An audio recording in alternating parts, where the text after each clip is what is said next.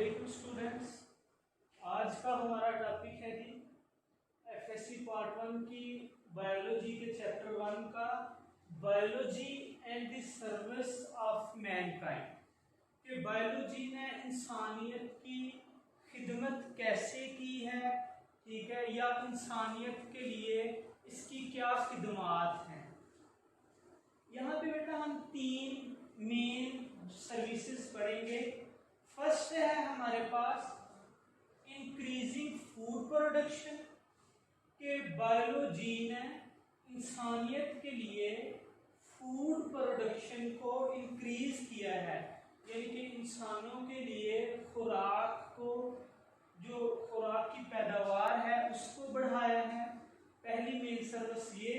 दूसरी, combating diseases, biology की मदद से, ठीक है, हम इंसानियत को मुख्तलिफ बीमारियों से बचा रहे हैं by applying different tools and techniques of the biology कि बायोलॉजी की मुख्तलिफ एप्लीकेशंस को यूज करते हुए, मुख्तलिफ टेक्निक्स को यूज करते हुए हम बीमारियों पर कंट्रोल कर रहे हैं।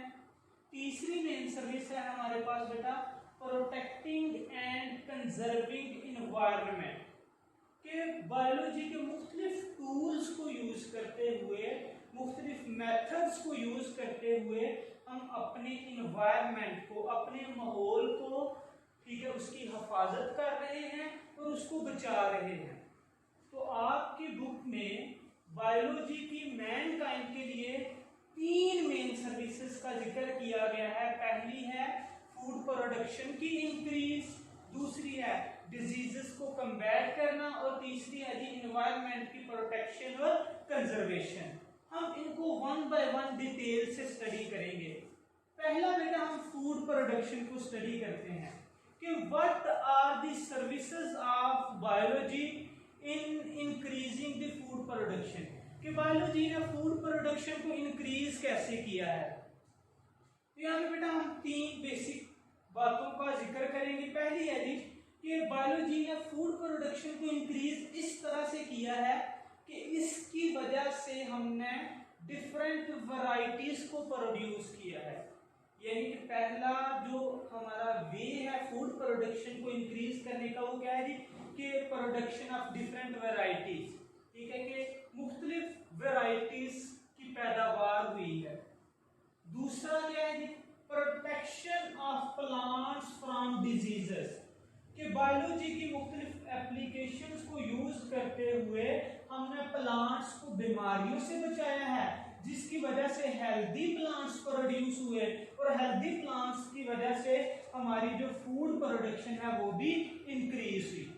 तीसरा जो वे है वो है फूड प्रिजर्वेशन के बायोलॉजी की मुख्तलिफ एप्लीकेशंस के जरिए हम फूड को प्रिजर्व कर सकते हैं, यानी कि फूड को हम स्पाइलेज से बचा सकते हैं, खुराक को खराब होने से बचा सकते हैं। तो ये 3 हमारे डिफरेंट मेथड्स हैं जिनके जरिए हमने फूड प्रोडक्शन को इंक्रीज किया है। क्लियर? अभी इनकी बेटा हम 1 बाय 1 बात करते हैं। पहला जिक्र करते हैं जी प्रोडक्शन ऑफ डिफरेंट वैरायटीज। इससे मुराद क्या है?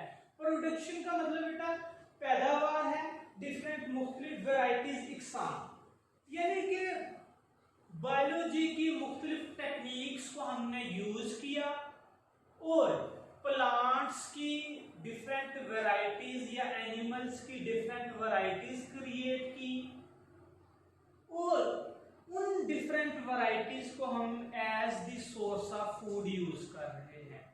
ठीक है, तो वो यानी कि इस सेक्शन में हम स्टडी करेंगे कि हमने एग्जिस्टिंग वैरायटीज की इंप्रूवमेंट की है, यानी कि जो पहले से मौजूद वैरायटीज हैं प्लांट्स की या एनिमल्स की, हमने उनमें बेहतरी लाई है। ठीक है, कैसे बेहतरी लाई है ये हम थोड़ी देर तक डिस्कस करेंगे।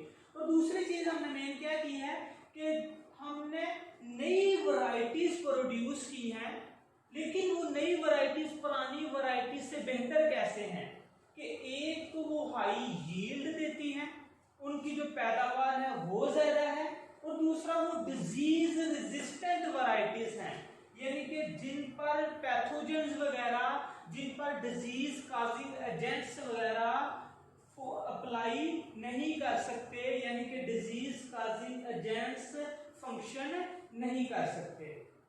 क्लियर?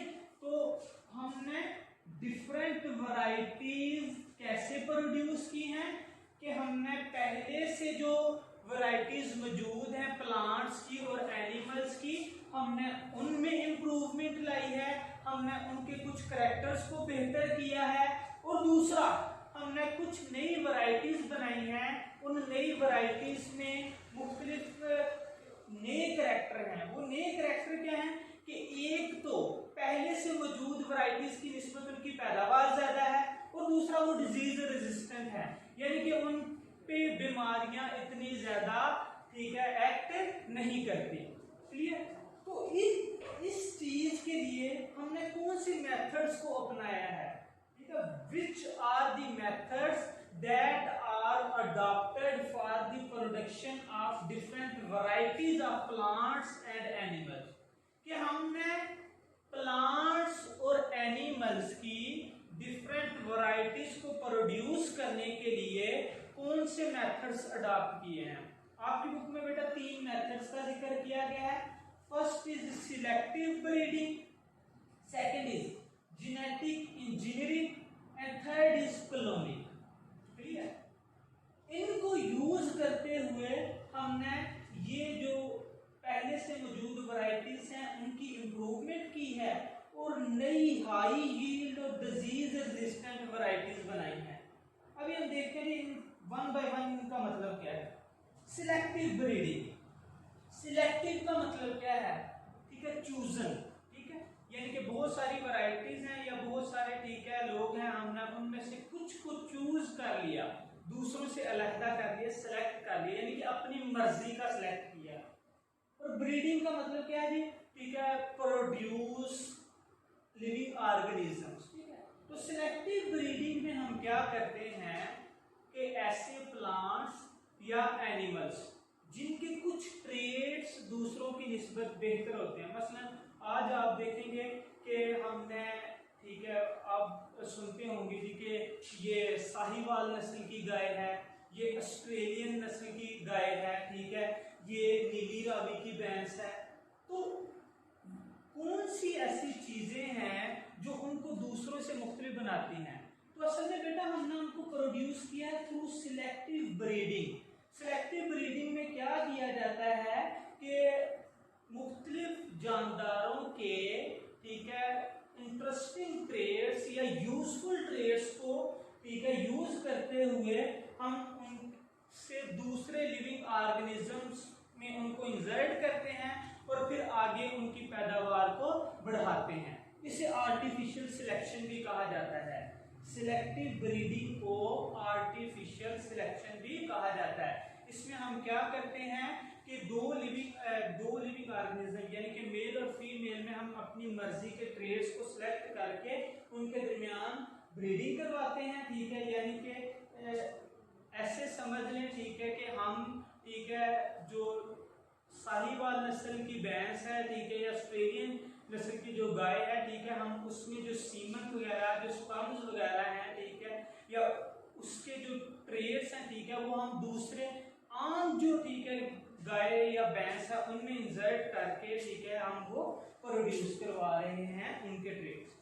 तो सिलेक्टिव ब्रीडिंग के जरिए बेटा हम प्लांट्स की भी डिफरेंट वैरायटीज क्रिएट कर रहे हैं, जिसमें हमने मकई की डिफरेंट वैरायटीज क्रिएट की हैं, वीट की हैं, राइस की हैं। इसके अलावा एनिमल्स में हमने पोल्ट्री, ठीक है, आप देखते हैं जी, ब्रायलर की, ठीक है, हमने जो गोश्त की पैदावार है चिकन की वो बढ़ा दिया। थोड़े से अरसे में हमें इतनी ज़्यादा चिकन की क्वांटिटी हासिल हो जाती है। दूसरा बेटा जेनेटिक इंजीनियरिंग।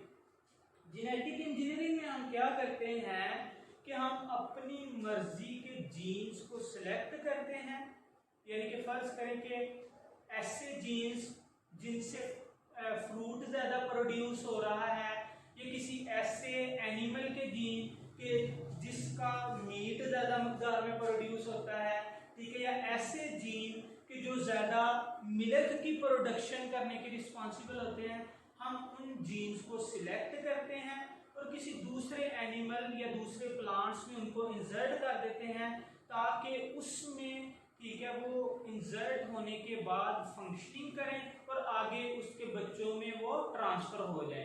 तो उससे क्या होगा कि एक के जो जीन्स हैं या एक के जो अच्छे करैक्टर्स हैं वो दूसरे में आगे ट्रांसफर हो रहे हैं, और उससे हमारे पास क्या होगा कि हमने जो बेहतर ट्रेड्स या बेहतर करैक्टर्स सिलेक्ट किए थे आगे वो हम दूसरे लिविंग ऑर्गेनिजम्स में पास करेंगे, तो हमारे पास ठीक है बेहतर वैरायटीज आएंगी।